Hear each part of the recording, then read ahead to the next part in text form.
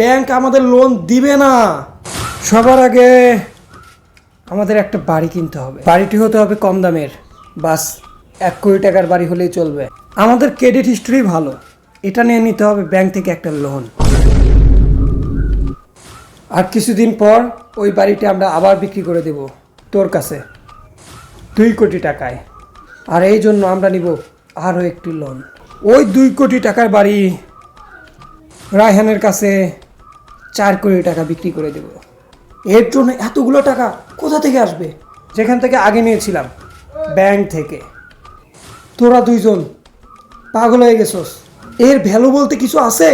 Bank বুঝে যাবে bank আমাদের লোন দিবে না। জানি ব্যাংকের লোন ব্যাংকের জিএম অ্যাকসেপ্ট করবে। মিস্টার হৃদয়, ব্যাংক জিএম।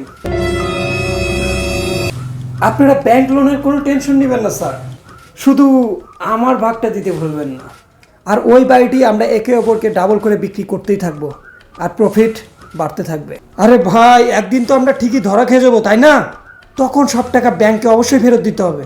ফেরত দিতে হবে না, ব্যাংকে একটা নিয়ম থাকে, যদি কেউ লোন ফেরত দিতে না পারে তাহলে ব্যাংক তার প্রপার্টি সুইচ করে নেয়, যে প্রপার্টির টোটাল ভ্যালু মাত্র 1 কোটি।